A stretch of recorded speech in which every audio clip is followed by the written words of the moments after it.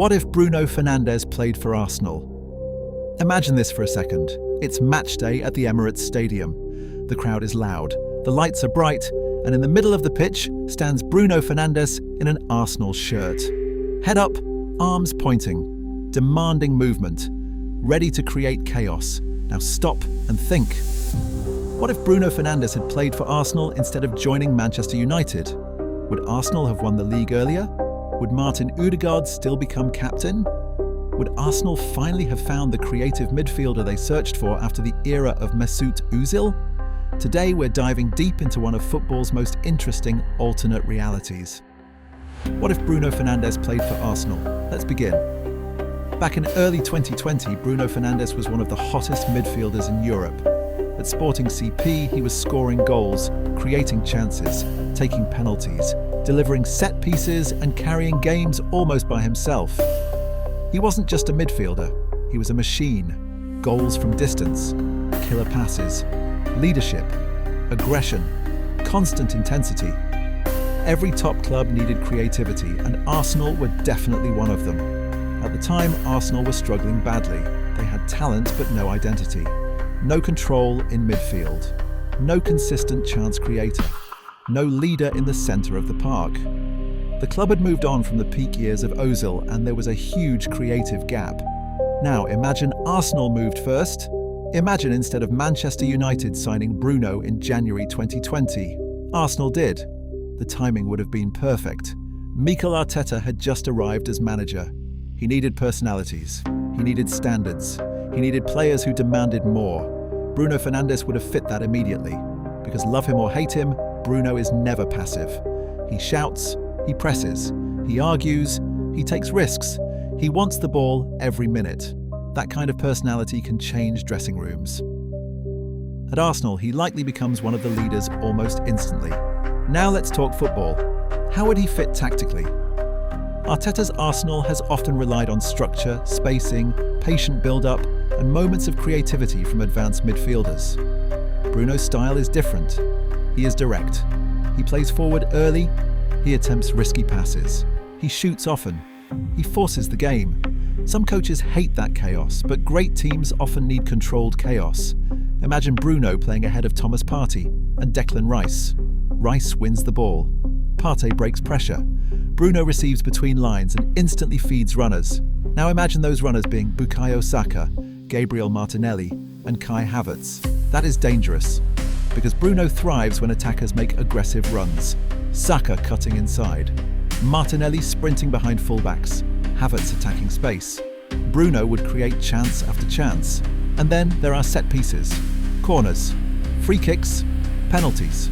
Bruno adds goals from dead ball situations, something that can decide title races. Those extra 6, 7, 8 goals in a season matter more than people realise. Now let's look at the biggest question. Would Bruno replace Ødegaard? Probably not. The more exciting scenario is both of them playing together. Odegaard gives control, pressing intelligence, and technical rhythm. Bruno gives unpredictability, final balls, long shots, and ruthless urgency. Together, Arsenal would have 2 creators instead of 1. That means if one gets marked out of a game, the other can take over. Elite teams need multiple problem solvers. Manchester City have had that for years. Arsenal having Bruno and Ødegaard together could have been massive. Now imagine the 2022-23 title race. Arsenal led for most of the season, but dropped points late. In tight matches, they sometimes lacked experience and composure.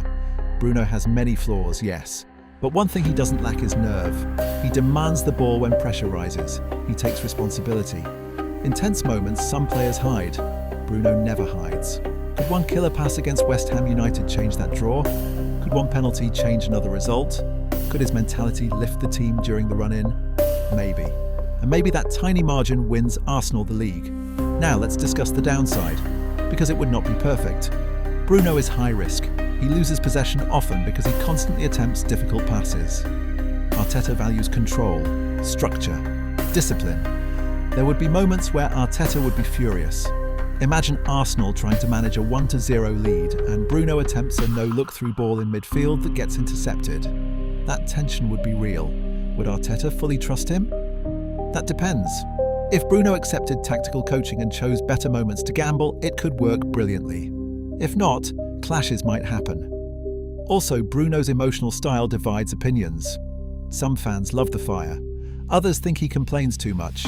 At Arsenal, he would be judged every week. But if he delivered goals and assists, fans would quickly forgive everything else. That's football. Now, let's compare legacy. At Manchester United, Bruno became one of their most important players in a difficult era. He carried creativity, scored goals, and often dragged the team forward. But United during those years were unstable. Managers changed, systems changed, standards changed. At Arsenal, the project became clearer under Arteta. A younger squad, defined structure, smarter recruitment, strong chemistry. Bruno entering that environment might have produced an even better version of him. Less chaos around the club, more synchronized movement, better pressing support, more runners ahead of him. That sounds dangerous. And what about trophies? This is where it gets interesting. Could Arsenal with Bruno have won the FA Cup again? Very possible. Could they have challenged earlier for the Premier League? Absolutely. Could they have gone deeper in Europe? Also possible, because knockout football often comes down to moments. And Bruno is a moments player. One pass, one shot, one penalty, one set piece. Game changed. Now imagine the fan culture. At the Emirates, Bruno would either become adored or controversial. Maybe both. Some fans would love the intensity. Some would hate the turnovers. Some would say he slows control. Others would point at 18 goals and 14 assists. That debate would never end. But one thing is certain, nobody would call him boring. Now here's the biggest twist. If Arsenal signed Bruno in 2020, maybe they never push as hard for Odegaard. And if they never sign Odegaard, Arsenal lose one of the smartest midfield leaders in Europe. So the question becomes, would you rather have Bruno Fernandes or the Arsenal that eventually grew around Odegaard? That's tough. Bruno might give more immediate output. Odegaard may offer better long-term balance. Sometimes football transfers are not just about quality, they are about timing, chemistry, fit, identity. And Arsenal under Arteta built an identity. So maybe Bruno improves Arsenal short-term, but maybe Odegaard fits Arsenal's long-term evolution better.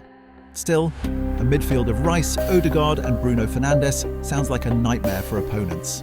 Energy, creativity, leadership, goals, aggression, control mixed with chaos. That could have been special. So, what if Bruno Fernandes played for Arsenal? They probably become more ruthless. They probably score more goals. They probably win more points in tight games. They definitely become more dramatic. And maybe, just maybe, they lift a Premier League trophy sooner. But football history chose another path. Bruno went to Manchester United, Ødegaard went to Arsenal, and the rest is history. Now it's your turn. Would Bruno Fernandes have been a success at Arsenal, or would he disrupt Arteta's system? Let me know in the comments. And if you enjoyed this Football What AF story, subscribe to Football Speaker for more alternate football realities, debates, and deep dives. See you in the next one.